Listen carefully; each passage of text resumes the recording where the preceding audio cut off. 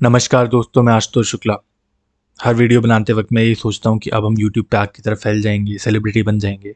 इसीलिए जब भी वीडियो स्टार्ट करता हूँ अपना नाम बताता हूँ। तो आप लोग ये भी सुन के थक गए होंगे कि मैं आइज़र पुणे में पीएचडी स्टूडेंट हूँ और हर आदमी के लिए, आम हो या खास हो, विज्ञान की जानकारी बहुत ज़रूरी है। तो आज मैं कहानी सुनाना चाहूँगा एक मंत्री जी के बारे में। और ये मंत्री जी ने क्या किया कि एक मीटिंग में बोले कि ये क्या साइंस की बुक्स में एवोल्यूशन एवोल्यूशन लिख रखा है। एवोल्यूशन मतलब हमारे किसी भी पूर्वज ने कभी बंदर को इंसान बनते नहीं देखा, और देखा तो कभी लिखा नहीं इस बात को। तो ये क्या मतलब है, ये सब गलत बात है। उन्होंने तो ये भी कहा कि एजुकेशन मिनिस्टर से कि सर चलिए बैठ के ना एक साइंटिस्ट की मीटिंग बुलाते हैं और ये थियोरी ऑफ एवोल्यूशन रिवाइज करते हैं। तो तत्कालीन एजुकेशन मिनिस्टर श्री प्रकाश जावड़ेकर ने उनको मना किया कि यार नहीं नहीं, ऐसा नहीं करते, तुम जाओ कुछ और काम करो।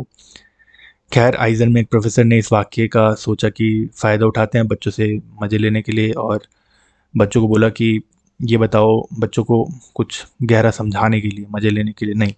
तो उन्होंने बच्चों से कहा कि बताओ कि ये मंत्री जी के लॉजिक में क्या गलत है कि पूर्वजों ने हमारे किसी कभी बंदर को इंसान बनते नहीं देखा, तो एवोल्यूशन नहीं होता। तो हो सकता है आप लोगों को भी ऐसा लगता हो, तो मैं बताना चाहूँगा कि पृथ्वी पे जो है 300 करोड़ से ज़्यादा साल से जीवन है, और इंसान जो है वो केवल वो पिछले 2 लाख साल से लगभग ऐसा ही दिख रहा है जैसे दिखते हैं। और कुछ 80 लाख साल पहले आप डिस्टेंस देखिए, टाइम देखिए, 80 लाख साल पहले हमारे और बंदरों के पूर्वज एक जैसे दिखते थे।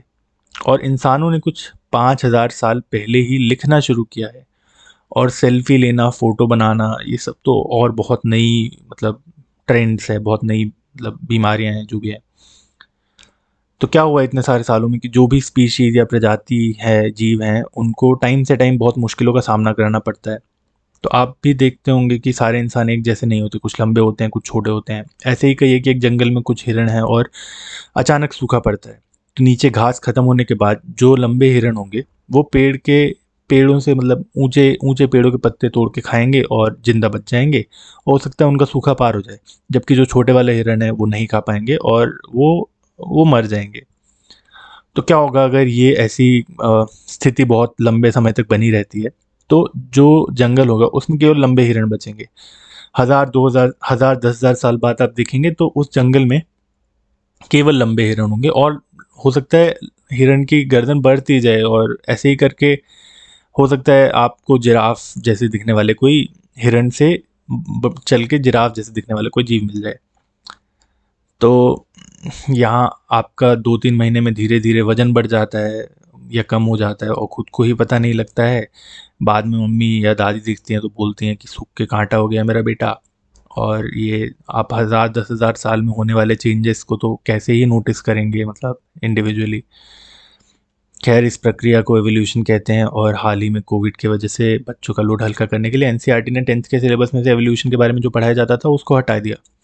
उन्होंने मुगलों वगैरह से रिलेटेड भी काफ़ी चेंजेस किए, हो सकता है जिनके बारे में आपने न्यूज़ में सुना हो। मैथ्स में, केमिस्ट्री में भी कई चेंजेस किए।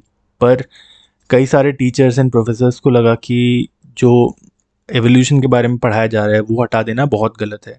और उन्होंने एनसीईआरटी में 4000 साइंटिस्ट 18 साइंटिस्ट ने मिलकर एक ओपन लेटर लिखा कि एनसीईआरटी ये चेंजेस को वापस हटाओ एंड एवोल्यूशन को वापस सिलेबस में लेके आओ। तो एवोल्यूशन की जानकारी अ, मतलब सिर्फ किताबों में सीमित नहीं रहता है। आपको अगर जानना है कि हम 2 पैरों पर क्यों चलते हैं, बाकी सारे जानवर 4 पैरों पर चलते हैं, हम 2 पैरों पर क्यों चलते हैं?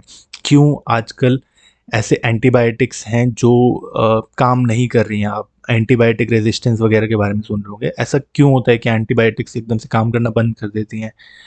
क्यों विटामिन बी हमको खाने में चाहिए होता है? क्यों कुछ लोग पैदा होते हैं जिन्हें दिव्यांग कहते हैं, जिन जो पैदा होते हैं और पैदा होने के साथ ही उनके कोई डिसेबिलिटी होता है सीरियस, तो ऐसे लोग क्यों होते हैं? मतलब ऐसा क्यों होता है? क्यों जो इक्वेटर के पास के लोग हैं वो, उनका स्किन कलर काला होता है, जबकि जो ऊपर के लोग हैं वो गोरे कहे जाते हैं। जो यूरोप के लोग होते हैं वो गोरे होते हैं, और जो इक्वेटर के पास के लोग होते हैं वो काले होते हैं। जो चमगादड़ हैं वो रात को ही क्यों उड़ते हैं? जो फ़ोन की जानकारी बहुत सारी चीज़ों को समझने में मदद करती है हमारी। और इसीलिए हर बच्चे को 10th के लेवल के 11th के लेवल के एवोल्यूशन की जानकारी होनी ही चाहिए, और इसे हटा देना बच्चों के क्रिटिकल थिंकिंग को अफेक्ट करेगा।